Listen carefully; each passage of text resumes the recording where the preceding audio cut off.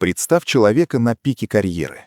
Миллионы слушателей, культовый статус, концерты по всей стране, бренды стоят в очереди за его именем. Каждый новый трек — событие. Каждое появление на публике — обсуждение на неделю вперед. И вот этот человек в один момент говорит: «Все, стоп. Беру паузу на год. Уезжаю. Отключаюсь».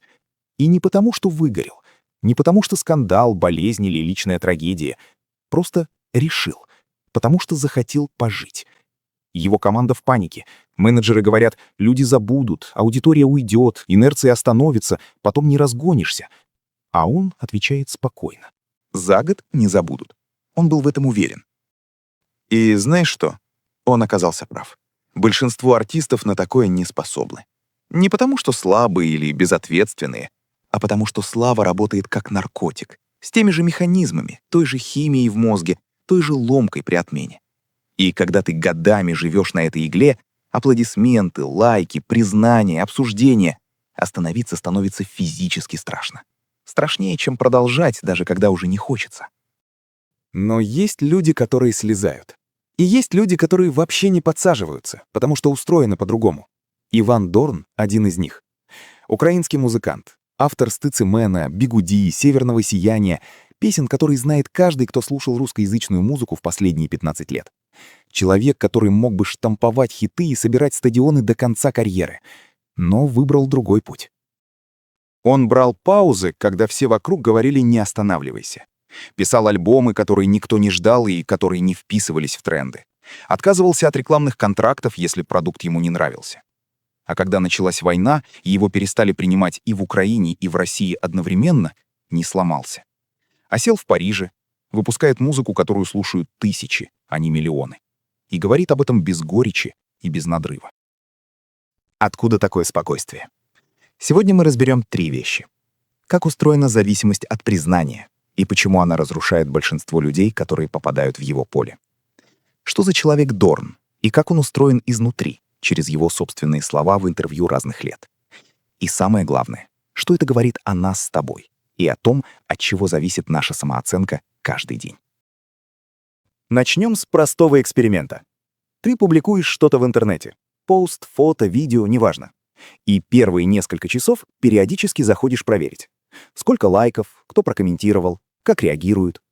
Если реакция хорошая — легкий подъем. Если тишина — легкая тревога. Если кто-то написал что-то критическое, настроение просело, и ты об этом думаешь еще несколько часов. Звучит знакомо? Это не слабость характера и не инфантильность. Это нейробиология. Когда нас одобряют, мозг выбрасывает дофамин. Тот самый нейромедиатор, который отвечает за предвкушение награды. Не за саму награду, именно за ожидание следующей.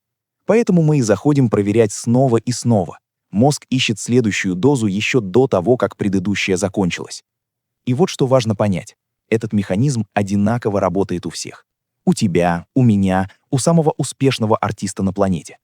Разница только в масштабе и в том, насколько глубоко человек в это погружен. Для обычного человека это Инстаграм и реакции друзей.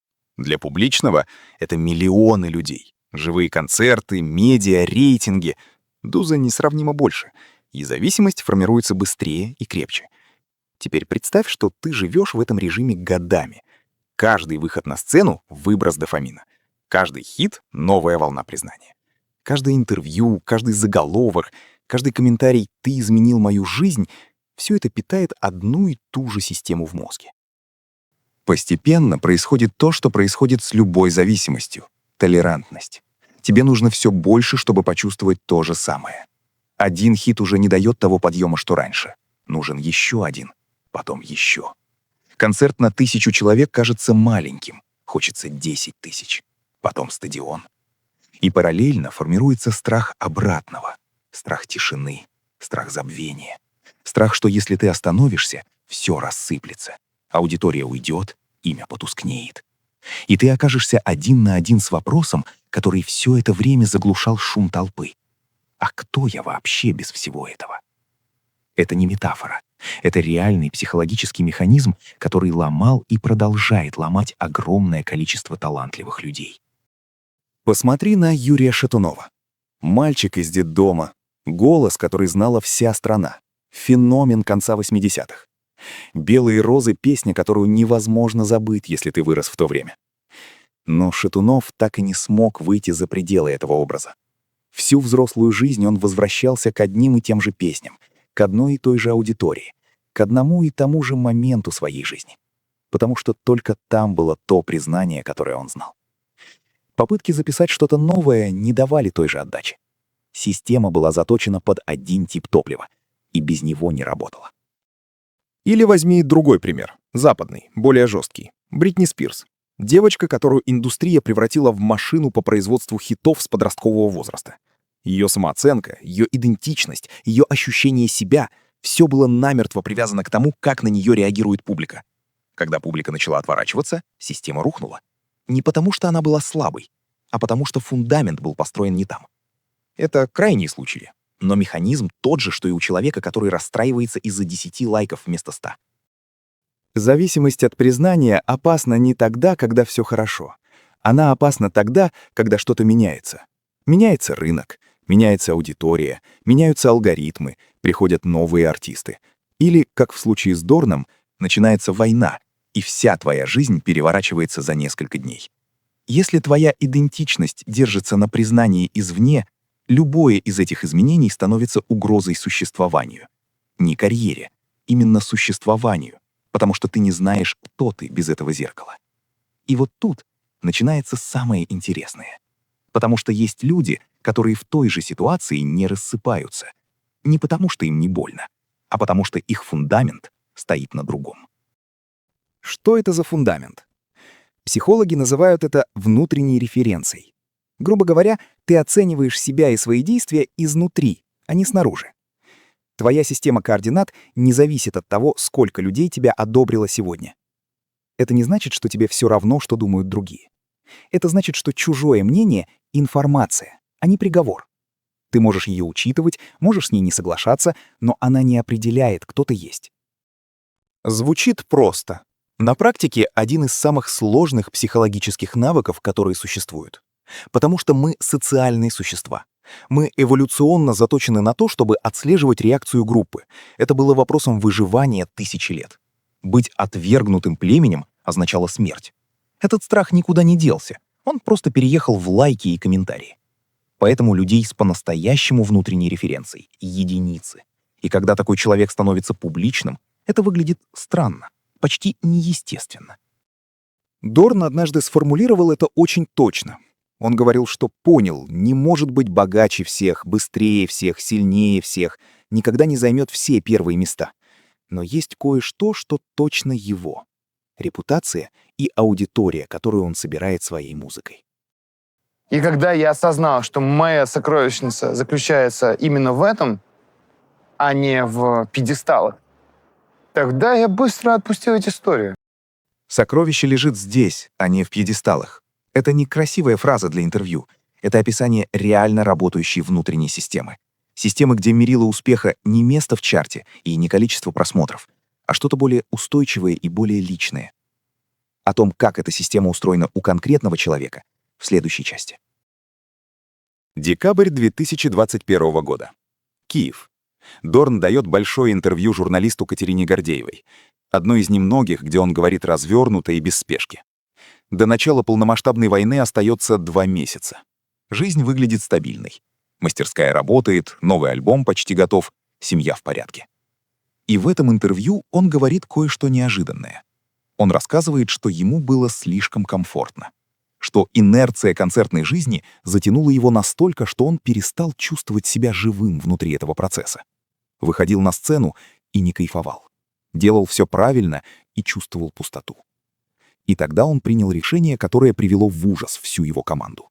Взять год паузы. Команда говорила: люди забудут, аудитория уйдет, инерция остановится, и потом ее не разгонишь. Он ответил спокойно: Ты уже как бы сам себе не принадлежишь. Ты уже принадлежишь этой инерции, которая задана рабочим режимом. И я такой, бляха, надо как-то это все уже останавливать. Но дело не в стратегии. Дело в том, что он действительно так думал. Это не был расчет. Это было его искреннее ощущение реальности. И вот тут важный момент. Большинство людей в его ситуации не могут взять паузу. даже если хотят. Не потому, что не понимают логику, а потому что страх сильнее логики. Страх тишины. Страх, что без постоянного присутствия ты просто перестанешь существовать в глазах людей, а значит и в своих собственных. У Дорна этого страха не было. Или он был, но не управлял им. Почему? Потому что его самооценка не была намертво привязана к тому, что о нем думают прямо сейчас. Ни место в чарте, ни количество просмотров на этой неделе, а что-то, что накапливается медленно и никуда не девается за год молчания. Это фундаментально другое отношение к признанию. Не отрицание его, он не притворяется, что ему все равно, а другое место, где оно живет. Не снаружи, внутри. Чтобы понять, почему Дорн так устроен, нужно послушать, как он сам описывает свое отношение к людям и к обществу, потому что там есть кое-что очень необычное. Большинство публичных людей, артисты, блогеры, актеры, питаются от аудитории. Буквально. Выходят на сцену и впитывают энергию зала. Получают от людей то, что им нужно. Тепло, принятие, подтверждение, что они существуют и имеют значение. Это неплохо. Это просто определенный тип устройства. Дорн устроен иначе. В 2025 году он говорит о своей миссии и формулирует ее неожиданно. Говорит, что ему нужно возбуждать общество. Не нравится ему, не получать от него энергию. Именно возбуждать. Как исследователь возбуждает среду, чтобы посмотреть на реакцию. В целом, для того, чтобы ощущать еще и собственные формы, когда на тебя, допустим, дует ветер, и ты ведешь руку против течения, да? Ты понимаешь, что вот твоя рука. А когда ты в вакууме стоишь, ты не понимаешь, кто ты, что ты, как это. Сложнее ощутить. Это очень точное описание. Социум для него не источник питания, а способ себя нащупать. Не зеркало, в котором он себя видит, а сопротивление, о котором он себя проверяет. Поэтому ему не нужно, чтобы все его любили. Ему нужно, чтобы было о что опереться. Одобрение и неодобрение для него примерно равноценны. Оба дают информацию. Оба помогают понять, где он находится. Отсюда его странная, на первый взгляд, реакция на провалы и критику. Он рассказывает, как однажды выступал на фестивале, где публика пришла совсем на другого артиста. Холодный зал, люди стоят со скрещенными руками, ждут, когда он уйдет.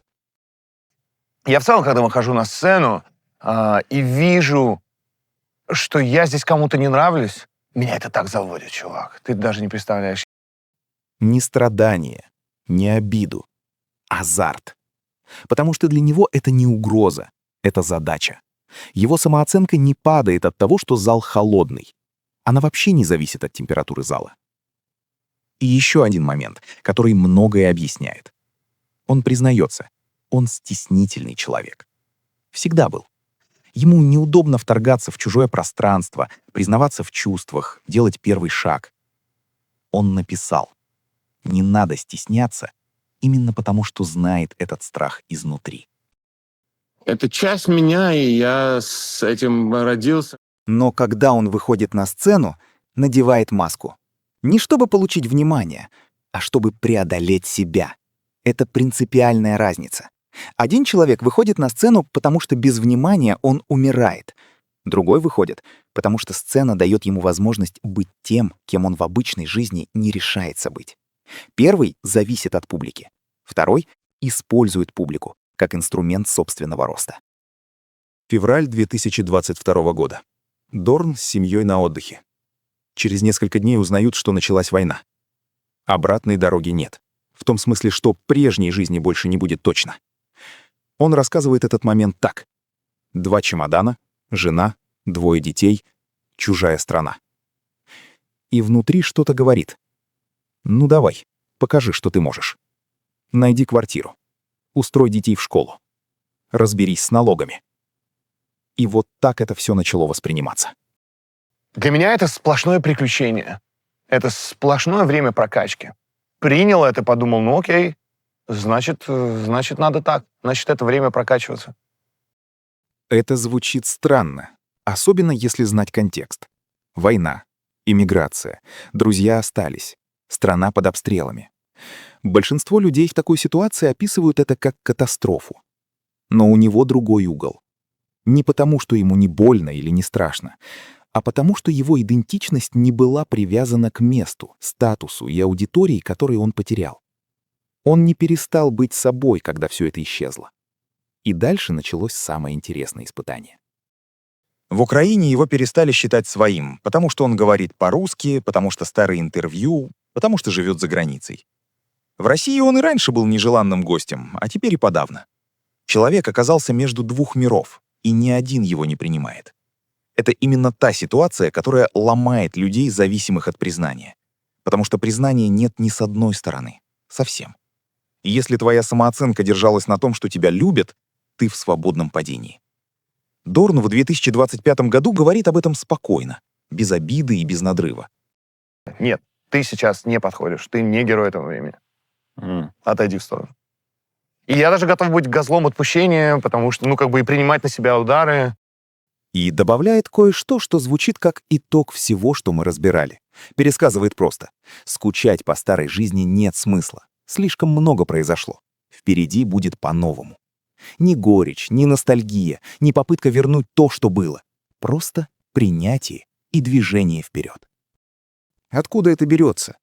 Из того, что его сокровище никуда не делось. Репутация есть, музыка есть, банда есть, семья есть, ценности есть. Все, что составляет его, при нем. А признание конкретной аудитории в конкретный момент времени — это было приятным дополнением, но не фундаментом. Фундамент устоял. И это именно то, о чем мы говорим, когда говорим о зависимости от признания и о ее отсутствии. Не о том, любят тебя или нет, а о том, что происходит с тобой, когда перестают любить. Окей, мы разобрали, как устроен Дорн. И, возможно, у тебя уже возник вопрос. А что, если я так не устроен? Что, если моя самооценка очень даже зависит от того, что думают другие? Хорошая новость — ты в большинстве. Абсолютном большинстве. Плохая новость — это большинство платит за свою зависимость очень высокую цену. Иногда незаметно. Иногда всей карьерой и всей жизнью. Давай разберемся, почему так происходит. И можно ли что-то с этим сделать? Начнем с простого вопроса. Почему вообще нам так важно, что думают другие? Не потому, что мы слабые или незрелые, а потому, что мы социальные животные, в самом буквальном биологическом смысле. Миллионы лет наши предки выживали только в группе. Одиночка в дикой природе обречен. Группа — это еда, защита, тепло, воспроизводство. И мозг это запомнил. Накрепко. На уровне инстинктов, которые никуда не делись только потому, что мы построили города и придумали интернет. Быть отвергнутым группой для древнего человека означало смерть. Поэтому мозг выработал мощнейшую систему мониторинга. Постоянно отслеживать, как на тебя реагируют окружающие. Одобряют? Хорошо, ты в безопасности. Критикуют? Тревога, нужно исправиться. Игнорируют? Опасность, ты выпадаешь из группы. Эта система работает в твоей голове прямо сейчас. Когда ты публикуешь пост и проверяешь лайки, это она. Когда расстраиваешься от критического комментария, она. Когда чувствуешь подъем от похвалы, она. Проблема не в том, что система существует. Проблема в том, что в современном мире она работает вхолостую, реагирует на угрозы, которых нет. Тебя никто не убьет, если ты наберешь мало лайков. Тебя не выгонят из племени, если видео не залетит. Но мозг этого не знает. Он реагирует так же, как реагировал бы на реальную угрозу выживанию.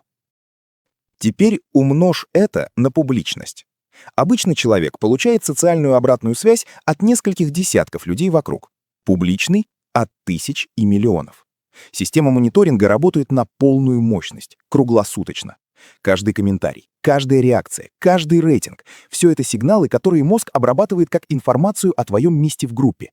При таком режиме зависимость формируется быстро и становится очень глубокой. Постепенно человек начинает принимать решения не исходя из того, чего он хочет, а исходя из того, что вызовет одобрение.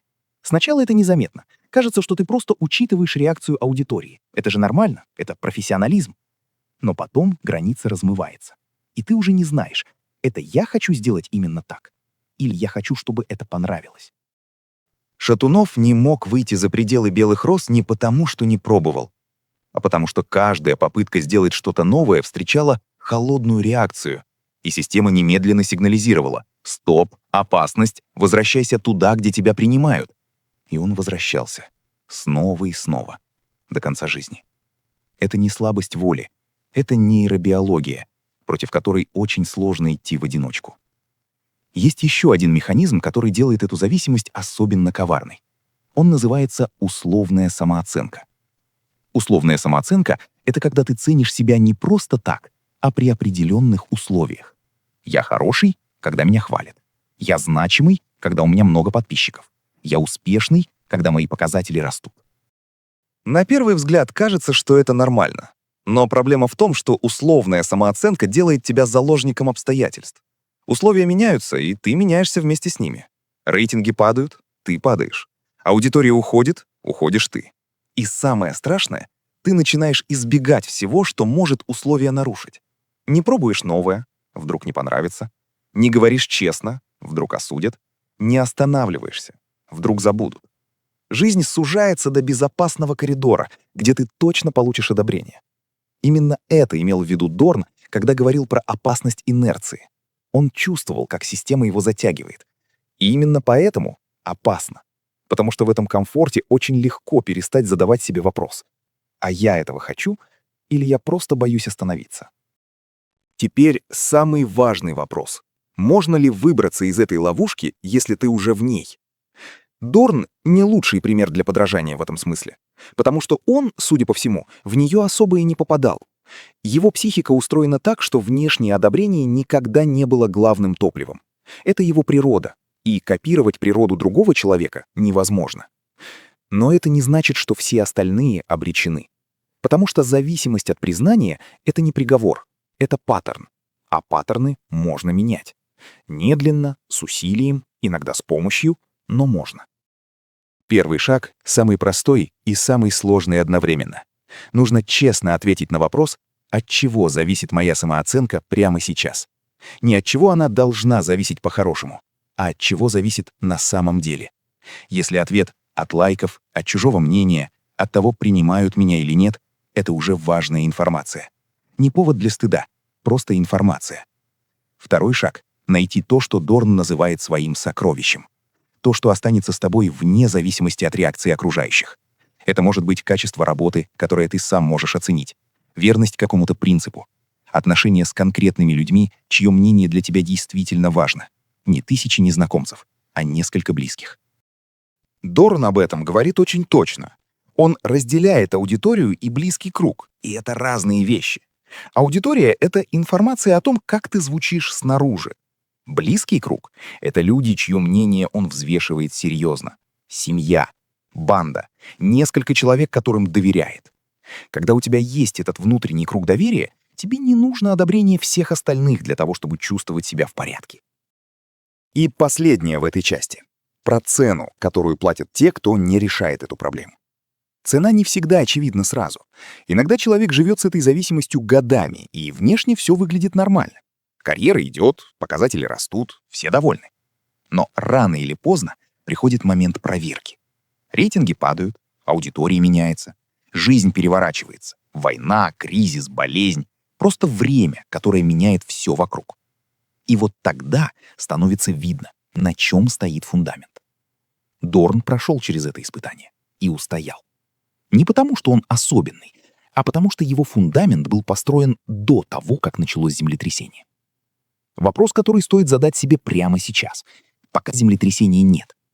А мой фундамент, он где? На чем стоит? К этому моменту мы разобрали, как работает зависимость от признания на уровне химии мозга, на уровне эволюции, на уровне конкретных человеческих историй. Посмотрели на Дорна изнутри, как он устроен, откуда берется его спокойствие, почему война и потеря аудитории его не сломали.